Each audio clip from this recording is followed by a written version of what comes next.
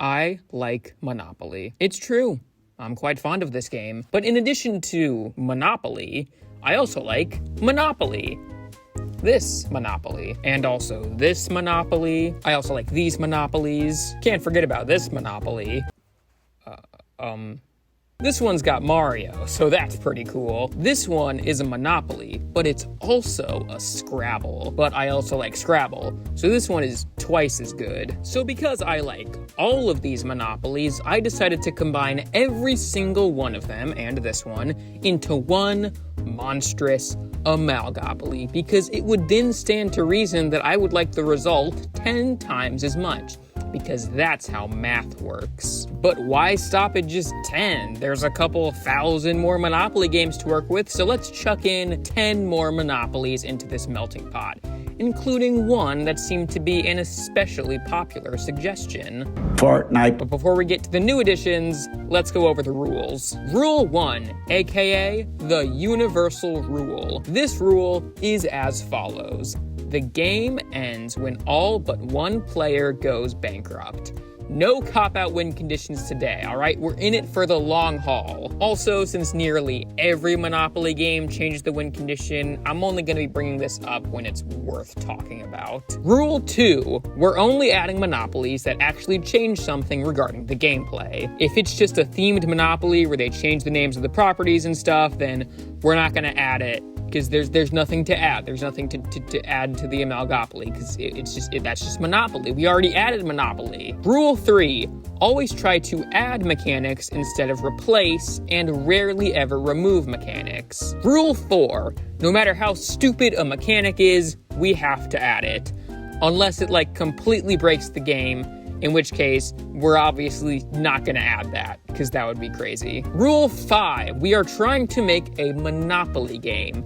So I'm gonna try to keep certain Monopoly mechanics, like paying with Monopodollars, moving via dice, and the universal rule. Those are all the rules I brought up in part 1, which you should watch if you haven't. But I'm gonna need to add a 6th rule, that being that we are only adding official versions of Monopoly, produced by Hasbro or Parker Brothers or whoever made them, you know? The main reason I felt the need to add this rule is because there are probably thousands of Monopoly knockoffs or Monopoly-like games, and if I had to add all of those to the Amalgopoly, I would actually be doing this for the rest of my life. And I kind of have plans. The best way to tell if something is an official Monopoly game is if it has the full title of Monopoly as opposed to a something-opoly. So please stop suggesting them. This also means we won't be covering any fan-made Monopoly games like Insane Monopoly on Tabletop Simulator. Also, listen up, Insane Monopoly. Enjoy being on your high horse of being the craziest and most complicated Monopoly, because I'm coming for you. Once this thing is finished, no one's even gonna remember your name.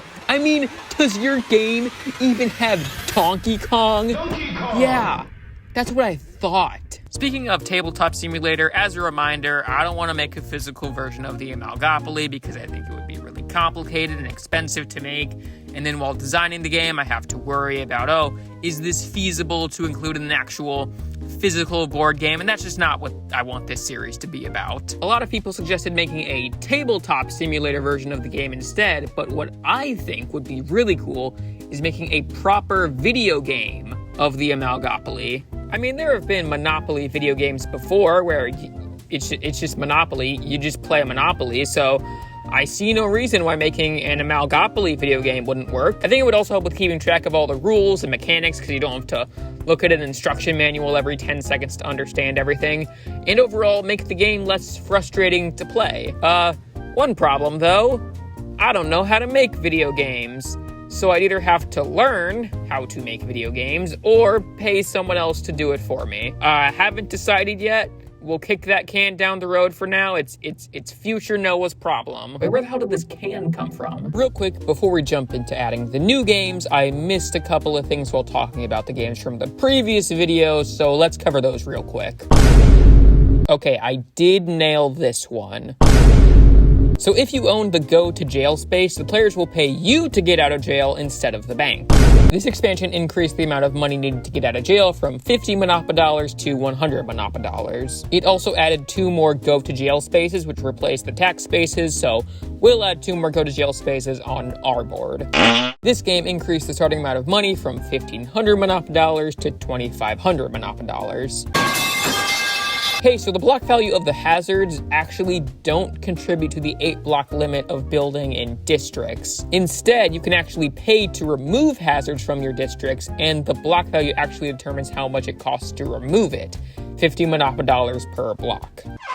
So if Mega Monopoly increased the starting amount of money, then we should also increase the starting amount for women and non-binary people. So men start with 2,500, women start with 2,900, and if you don't identify as either male or female, you start with 2,700. Also, the stadium building in Monopoly City increases how much money you get from pass and go, typically increasing it from 200 to 300, but because the wage gap changes how much money you get depending on your gender, it should also change how much the stadium increases it by. I think just a simple 1.5 times multiplier works best. So if you're a male, it's 300 after stadium, female, 360, non-binary, 330.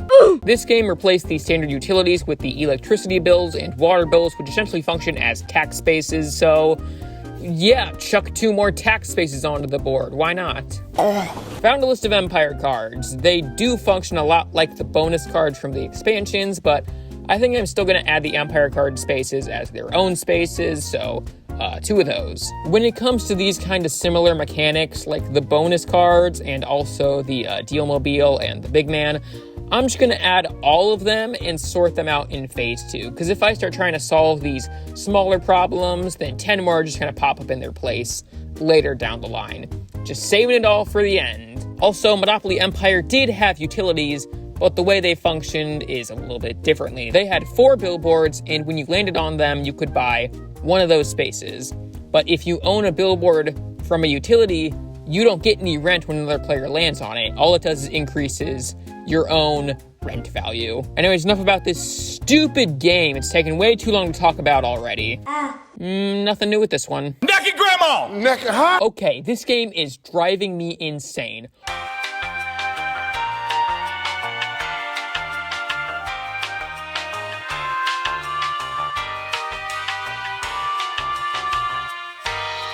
Alright, enough of this intro. We're at 127 spaces, so let's jump into some new Monopoly games. Let's start it off with Monopoly Secret Vault. The main gimmick of this game is, if you can believe it, a secret vault. At the beginning of the game, you place 400 Monopoly dollars, 1 key, and 1 hotel into the vault. We're going to get into these 2 things in a minute, but in order to open the vault, you either need to roll this symbol on the dice, land on one of these guess for free spaces, or on a space that makes you pay before you guess.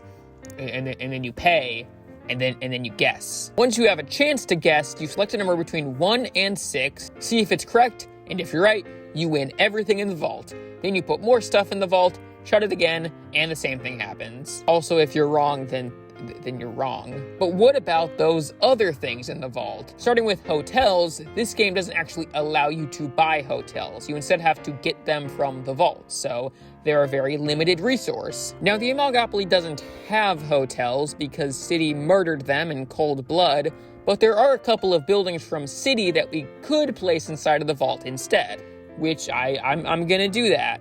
Yeah, instead of hotels, these buildings will be inside the vault, because they're valuable and stuff. But what about these keys, though? Well, this version of Monopoly has some properties that are locked, and you can't buy them even when you land on them. Instead, whenever you get a key from a vault, you choose one of the properties to unlock, and you then get that property for free. Now, in terms of implementing this game into the Amalgopoly, there's already something that functions pretty similarly to the vault. That being free parking jackpot. It's not 1-to-1, but I think they are pretty similar, and I found an elegant way to combine both of these mechanics. Now, there's this one kinda small little indie video game I want to take a little bit of inspiration from.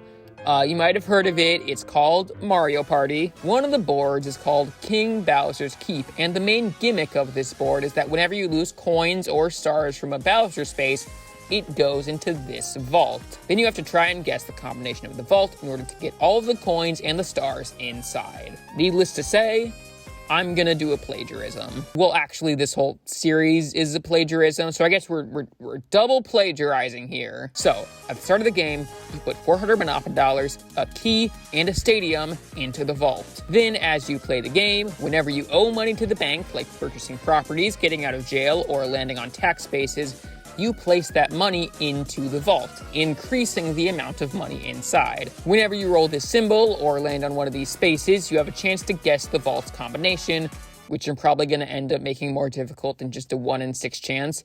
And if you guess correctly, you get all of the stuff that was inside, and also get to become the Deal-Mobile, or the Big Man. I'm still not 100% sure which one. And every time you guess, you draw a free parking bonus card. However, if you land on free parking, you skip the guessing part and just get all of the money inside instantly. I think this is a good way of combining these mechanics. It incorporates elements of both of them and feels fairly balanced within the larger context of the game. The only thing that's up in the air is whether or not I'll have this space on the free parking spinner instantly give you the money inside the vault, like if you landed on free parking, or just give you the opportunity to guess. The last thing this game adds is that whenever you pass go, in addition to getting 200 Monopoly dollars, you also place an additional 50 Monopoly dollars into the vault.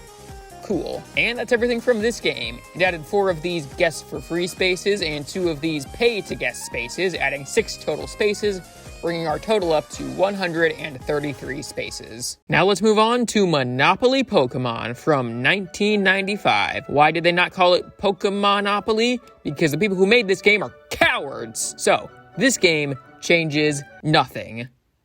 So, why am I talking about it? Well, the instructions do list a set of optional rules to add a bit of spice to the game, all of them having to do with rolling doubles. Whenever you roll doubles, instead of just getting an extra turn after you move, you can instead choose to activate a special effect, with each number you roll doubles of having a different effect. If you roll double 6s, you can essentially duel someone for one of their properties. You each roll a die, and whoever gets the higher number gets the property. However, if someone owns a full color set, you can't duel them for any of the properties in that color set. If you roll double 5s, you can draw a community chest card, and if you roll double 4s, you can draw a chance card. Rolling double 3s lets you steal 50 Monopoly dollars from an opponent, and rolling 2 2s lets you grab 200 Monopoly dollars from the bank. However, if you roll Snake Eyes, you can choose to go to any space on the board. One issue I have with this is that when Mega Monopoly introduced the speed die, it also added that whenever you rolled triples, you could move to any space on the board. I'm just worried that by allowing you to go to any space on the board when you roll Snake Eyes, kind of lessens the value of doing so, because that's going to happen kind of often. With the 3 dice we have now, it's a 1 in 18 chance, and I don't know. I just feel like maybe doing that, it's a little too much. We might have to cut that and replace it with something else. Once again, saving the nitty-gritty stuff for phases 2 and 3, but just I figured I'd let you know, okay? Because we're all in this together. That's pretty much everything from Pokemonopoly. So let's talk about something that changes a lot of things, like Monopoly Chance. No, not that one. This one. So the reason this Monopoly is a little different is because it's not Monopoly at all. We have a super small board, only 1 die, you don't pay rent, you don't even move any pieces around the board. What even is this? How is this Monopoly at all? Instead, this Monopoly game involves placing cash cards onto properties in order to take buildings to add to your skyline. I know that doesn't really explain a whole lot, so let me walk you through how this game works. Okay, so you have a deck of cards, and on your turn, you roll the die, and that determines up to how many cards you can draw. Each player has their own deck of cards which they draw from. So in this artistic recreation of the game, I just rolled a 4, meaning I can draw up to 4 cards. I draw 1 card, and it's an 8 million cash card. Each deck of cards has cash cards ranging from 2 million to 12 million. I draw another card and get a flip 2 card, which I add to my hand and can use later. I'll explain what this card does in a bit. I decided to draw another card and get an $11 million cash card. Although I can draw another card, because I rolled a 4, I decide to cash out.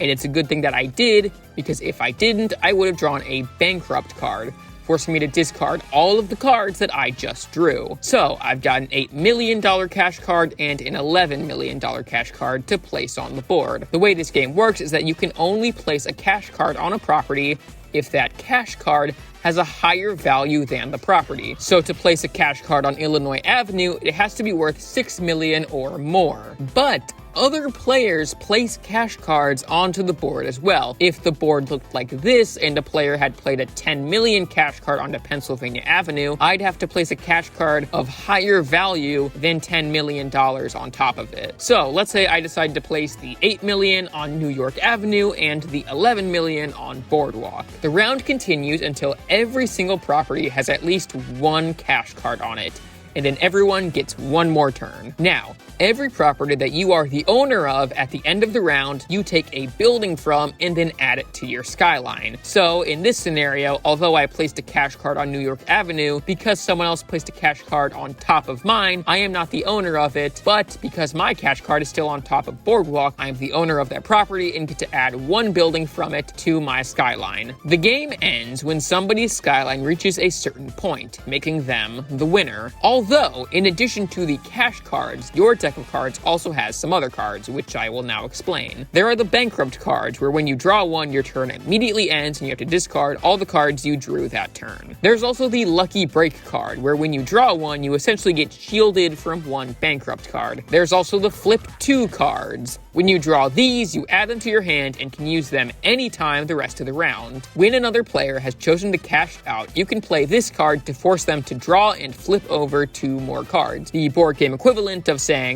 come on, it's just one more drink. Functioning similarly are the nope cards. Once again, when you draw one of these, you add it to your hand and can play it to either prevent a player from playing a flip 2 card on you or placing a cash card on a property you currently own. Lastly, there are the token cards. When you draw one, you can choose to place it on one of the 4 corner spaces, each of them providing a different benefit. If you place it on go, you can look through your deck of cards and select a cash card to play, and then shuffle it so you don't cheat, because you know where all the cards are. Don't cheat.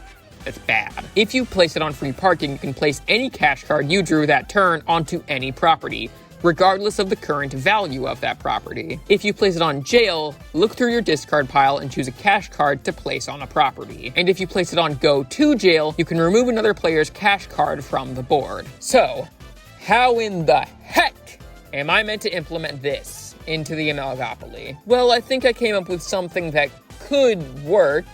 Not work well, but kind of work. On your turn, after you've done all the standard Monopoly gameplay, rolling dice, buying properties, paying rent, all of that stuff, you then take your Monopoly chance turn, where you do all the card drawing stuff and everything on a separate board. You'll be essentially playing 2 games at once, which I know isn't exactly ideal, but ideal is not what we're going for. We're going for kind of works. However, instead of playing for buildings to add to your skyline, you'll be playing for billboards to add to your Empire Tower, which will increase the rent for your Empire properties. The whole adding buildings to a skyline thing reminded me a lot of how rent worked in Monopoly Empire, and I think that by offering some pretty big billboards and therefore some pretty big rent increases, it'll incentivize players to actually care about this aspect of the game, instead of just being this annoying thing you have to do on your turn that doesn't even matter. Once again, it's not exactly perfect, and I might end up changing it to make it flow better with the rest of the game,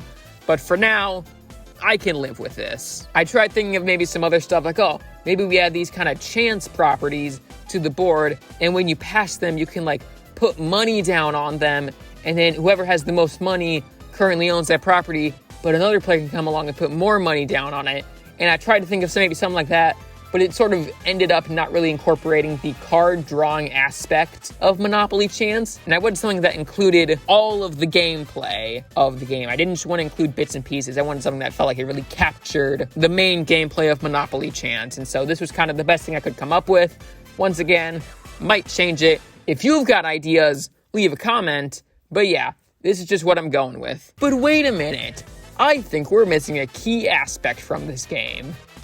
The thing it's named after, the namesake. Where do chance cards fit into all of this? Well, when you rolled the die to determine how many cards you draw, you also had a chance to roll a question mark. If you did, you draw a chance card and do what it says. Then roll again to determine how many cards you draw. But of course, say it with me, I don't know what these chance cards do, and there's not a complete list online, which is going to be a recurring problem for this series, so yeah, that's fun. If you've got a list, I don't know, let me know or something. I found a couple online, but not a complete list. So, yeah, fun. I love this series. Okay, I think we'd all appreciate something much simpler for our next game. Introducing Monopoly Go Green, a Monopoly version which educates and encourages the player to be more environmentally conscious. And all of the components were made from environmentally sustainable materials. So, the main gimmick with this one is that in order to build houses, or greenhouses, on your properties, they need to be greened up, which sounds very dirty. In order to green up your property, you need to pay that property's rent, which will double its rent and allow you to build buildings on it. Although if you get a full color set, you can green all of them up for free. Although because we're combining this mechanic with the building mechanic from City, I feel like the messaging gets a little lost, since instead of greening up a property to build greenhouses on them, we're doing it to build factories. The only other thing this game adds is the bike share space. When you land on this space, you can choose to pay the bank 10 Monopoly dollars to move to any property between that bike share space and the next bike share space. The rules do specifically say property, which implies you can't move to a space that isn't a property, which... Okay, chuck 4 of those in, we're now at 137 spaces. Before we move on from this game, I just gotta go on a little bit of a rant. I find this game so annoying. Oh, look at us, we're encouraging everyone to care about the environment, and we made this game out of recycled materials. It's not like every other game we make is made out of plastic. If they really cared about the environment, they'd be making all of their games out of environmentally friendly materials. And don't try to be like, well, it's expensive to make games out of that kind of stuff. Hasbro made over $4 billion in profit last year. They can afford to lose a little bit of that to prevent the climate crisis. Sorry, this is a video about board games. I should not be taking things so seriously. I promise, for the rest of the video, there will be no more politics. Now let's talk about our next game. It's Monopoly House Divided. Damn it. So in this version of Monopoly, you play as a political party and go around the board buying states to get their votes. Okay, before we talk about how we're going to implement this game, I just gotta say, this might be the worst idea for a board game I've ever seen. Do you want to know the 2 things that have caused the most amount of arguments in the history of forever? Politics and playing Monopoly. So why on earth would you combine them? This game has the potential to ruin lives and drive people to murder. Can Campaign for North Africa do that? You know what? You should buy this. You should buy this game, bring it to your next family reunion, somehow convince people to play, and watch your family fall apart in real time. Just for the thrill of it. You sick bastard. Okay, so there are 2 major mechanics in this one. The first one being the White House. You can obtain the White House by either rolling doubles or via certain chance and community chest cards. And whilst you have the White House, all rent is doubled for your properties. In the previous Amalgopoly video, I said that the maximum amount of rent a property could have was 8,000 Monopoly dollars. But with this new White House mechanics, it can now be up to 16,000 Monopoly dollars, which is literally more money than what comes in a game of Monopoly. This is why we could never make a physical version of this game. Then there are the I voted spaces. When you land on these spaces, you draw a card that will prompt you and everyone else at the table to vote for someone to do a certain thing, typically a punishment. However, you are only allowed to vote for a candidate of a specific color, because the political parties you chose to represent at the start of the game determined whether or not you were a red or a blue candidate. I wonder what the colors red and blue might be referring to in this circumstance. Now, we already have some selectable characters from Monopoly Gamer, so the most elegant solution would be to assign each of these characters as either red or blue. And since these are just colors, and they definitely carry no other significance aside from them being colors, I'm going to assign them completely randomly, and it won't matter at all. Here it is on screen for 5 seconds. Oh, and it's gone now. You missed it. Okay, well, anyways. 4 more of those I voted spaces, meaning we're now at 141 spaces. Now, there are also the campaign bus spaces, but these just do the exact same thing as the bike share spaces from Go Green, except they don't cost money to use, which is kind of ironic because riding a bike is free while operating a bus costs gas money. I will say, I think I prefer the idea of charging players to use this space, so I'm keeping the 10 Monopodollar charge. Although the campaign buses do let you pick any space to go to, not just property, and I do prefer that mechanic, so we are gonna transfer that mechanic over. I know I'm picking and choosing which mechanics I want to keep and which ones I want to get rid of, but also, this is my YouTube video, and you can't stop me, because it's already out and uploaded, and there's nothing you can do anymore. Yep. Alright, look, we're only halfway through the games I said I'd cover, and I still gotta cover the utter monstrosity that is our last game, so let's rapid fire through a couple of these next games, why don't we? Monopoly Lord of the Rings Trilogy Edition from 2003. This replaces one of the sides of the die with the Eye of Sauron. Every time someone rolls the Eye of Sauron, it counts as a 1 to their movement, but it also moves the one ring. The one ring begins on the first property on the board, and every time the Eye of Sauron is rolled, it moves to the next property, and it counts as a 1 for your roll. I already said that, but I'm saying it again, because I wrote the script not super well. Whoops. If you land on an unowned property that the one ring is currently on, you get it for free. However, if you land on a property that another player owns while the one ring is on it, you pay double the rent. Now the maximum possible rent is 32,000 Monopodollars. It is incredibly unlikely, but technically possible. So we'll add the Eye of Sauron to one of the dice, replacing one of the ones, like the little dot, replacing it with Sauron, because you move one when you. Next up, Monopoly Marvel Deadpool Edition. This one adds 2 new spaces, the first one being the cheap shot space. When you land on this space, you get to steal 100 Monopodollars from the player who has the least amount of money. I believe the Monopoly pros call this one the Billionaire's Gambit. And the low blow space, where you get to steal 1 property from any player. There's only 1 of each space, so 2 spaces total, bringing us to 143 spaces. Moving right along to Monopoly Marvel Avengers from 2018. This one introduces the 4 Children of Thanos spaces. When you land on each of these properties, you need to roll a certain number or lose 200 Monopodollars. You are allowed 1 die roll plus an additional roll for each property you own. If you're able to roll the required number at least once, you win and get to take another turn. For those spaces, meaning we're now at 147 spaces. Final game of the lightning round, we got Monopoly the .com edition. You can really smell the 90s on this one. Like, can you believe they made Excite at Home a dark blue property? Ha! I don't even know what that is. Oh.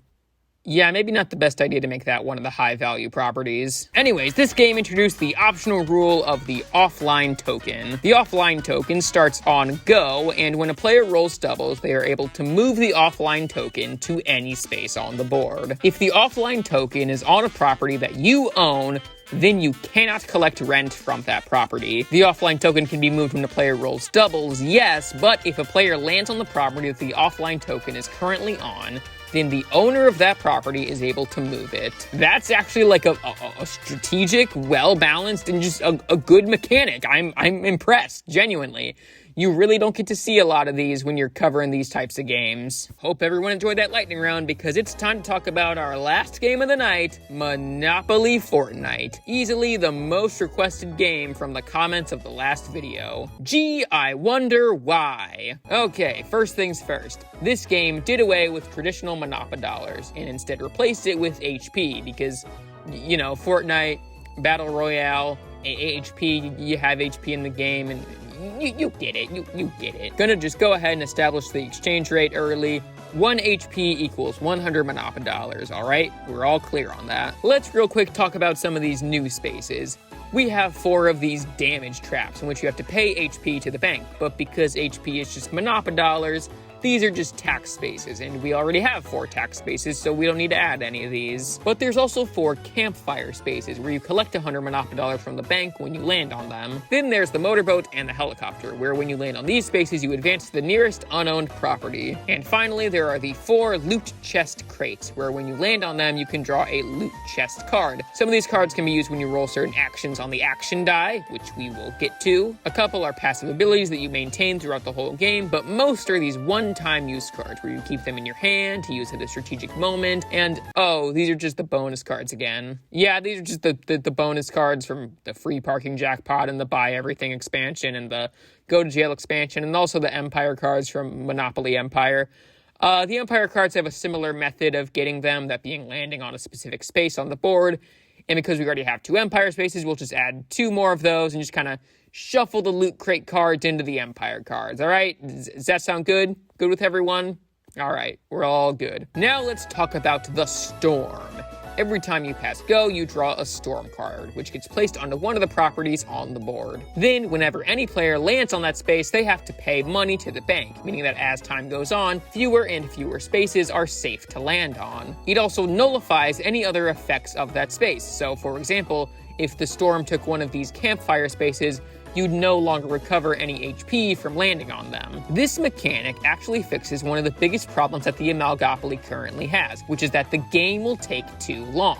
Monopoly is already a pretty long game, and quintupling the number of spaces isn't exactly going to make the game go by any faster. But first of all, yeah, it's gonna take a while. That's kind of the whole point. And second of all, having the storm will help sort of mediate the effects of having a game go on for literal months. Hi, it's me in editing. I just wanted to point out the fact that that sentence literally made 0 sense. What the hell was I trying to say?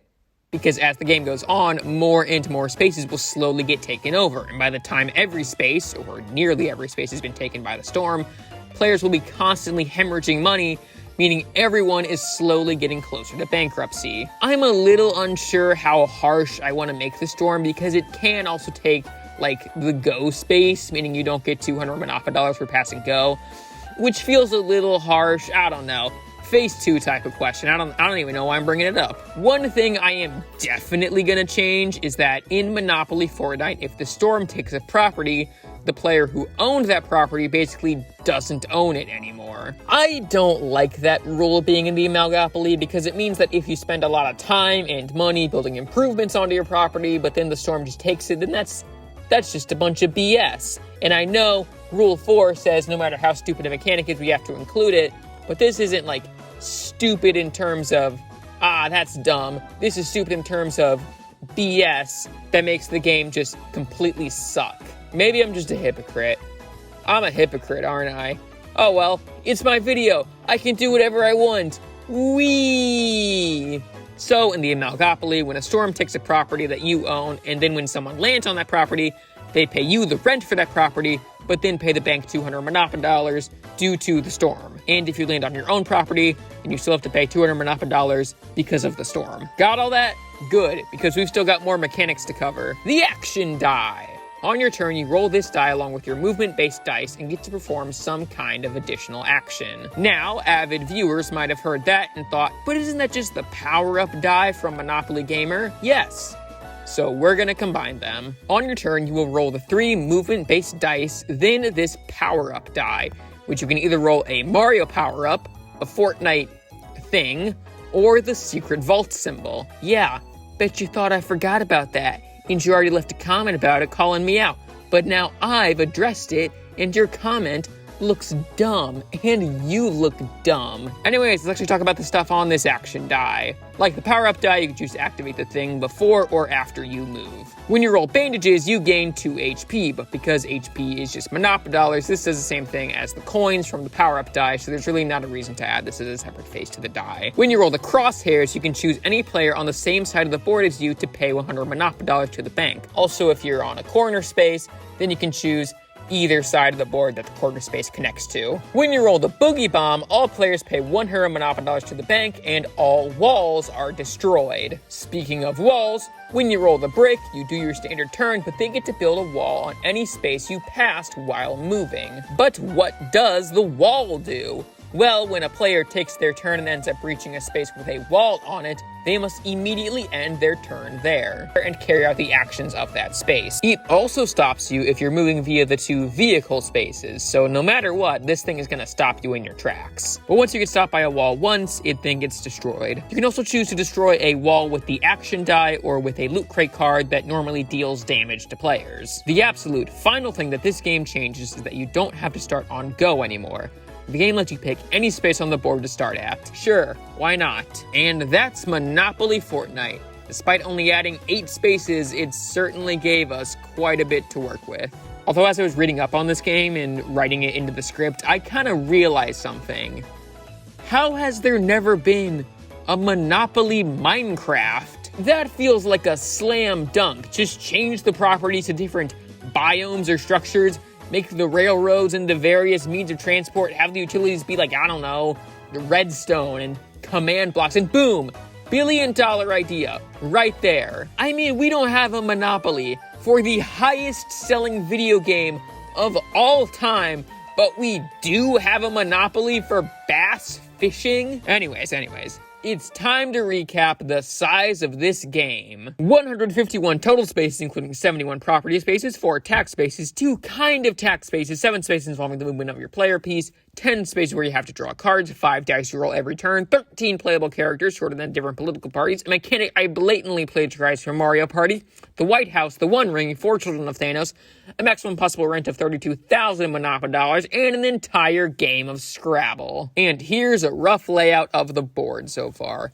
Emphasis on rough, because this thing is an absolute mess. There will be links to instructions for all the games I've talked about so far, so you can point out all the dumb mistakes I've made, and if you have any Monopoly versions you want to see me cover next time, then leave a comment down below. And subscribe. Or don't. I don't care.